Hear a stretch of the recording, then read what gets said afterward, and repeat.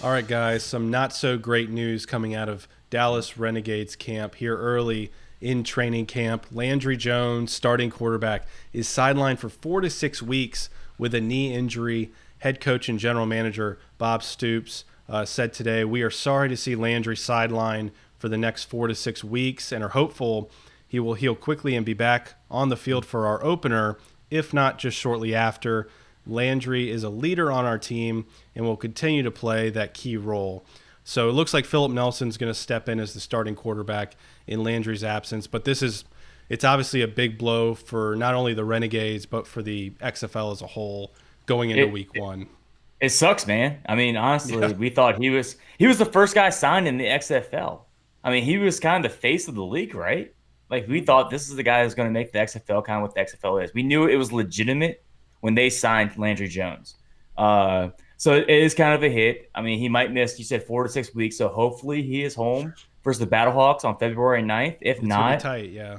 it's going to be tight. Then they got 2 away games before they come back home. So I do hope he is back for at least their second home game at a minimum. Yeah, they're But home. They start with the Battlehawks week one, which is that Sunday, so he gets an extra day. And then they go on the road for 2 weeks. They're at the Wildcats and at Seattle, so they're going up the West Coast.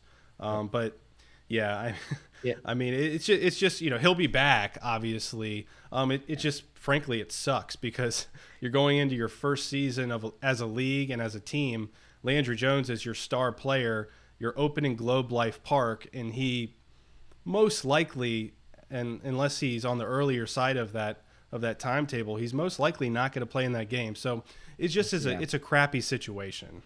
Yeah, just from the marketability, it sucks. And I think you guys echoed that. He's kind of like the one player that everybody knows because he had, some meaningful reps in the National Football League. So from that standpoint, it sucks. I wouldn't be surprised to see Dallas sign on another quarterback. We had a couple other teams bring on quarterbacks this week. So I would imagine that Dallas is another one of those teams that bring in somebody that was a fringe quarterback to bring in just in case this injury kind of lags on a little bit longer than they hope. And look, let's not beat around the bush. This is kind of a big deal for Dallas because it's a 10-game season and only 4 teams make the playoffs. Yeah. Two per conference. So you don't have a lot of opportunity. You can't afford to, you can't afford to give away games. And so Philip Nelson, has some pro experience, not a lot. Really in the AAF is where he's had most of it, and he wasn't super impressive in San Diego. But I guess I got to think they're going to bring in a quarterback. Dare I say maybe Blake Bell or Trevor Knight, some old Oklahoma guys. Hey, let's go. And then that's just it, though. Like, that was the big thing with that team is, like, the Bob Stoops, he coached Landry Jones. That connection was already established. They knew each other's philosophies in the offense. That's gone for at least possibly the first week, maybe 2, maybe 3.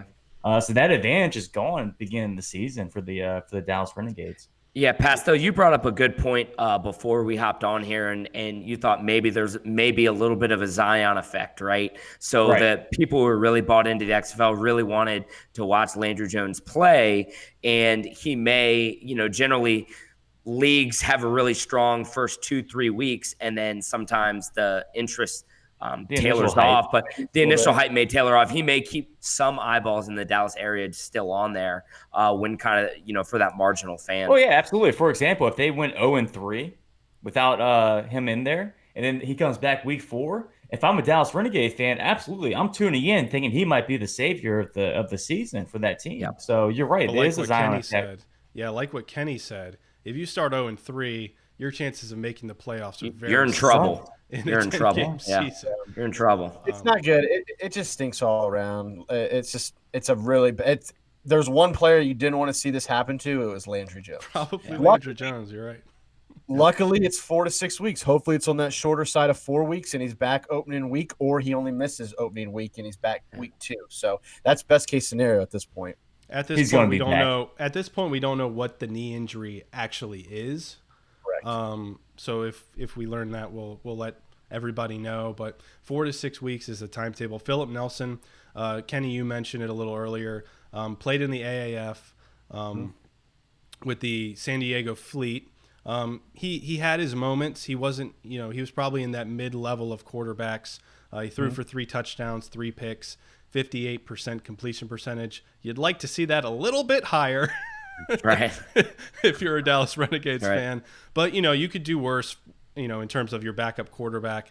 And I know Bob Stoops has talked in the past how excited he was to have Landry Jones, obviously, but also Philip Nelson as his backup. He's very confident in his quarterback room. It is interesting, Kenny, that you bring up Trevor Knight. I didn't even consider that. He was in the draft pool and wasn't selected. So I could see them bringing him in kind of, in that third, just to have that extra quarterback in the room, just in case things don't go as well as they hope with Landry and his recovery. Yep.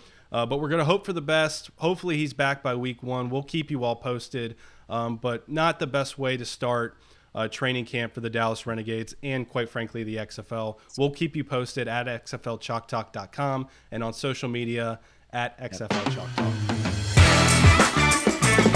What's up, football fans? This is Riley from XFL Chalk Talk. Subscribe to our YouTube channel and hit that notification bell so you can stay up to date on all things XFL and interact with us on social media, Facebook, Twitter, Instagram at XFL Chalk Talk.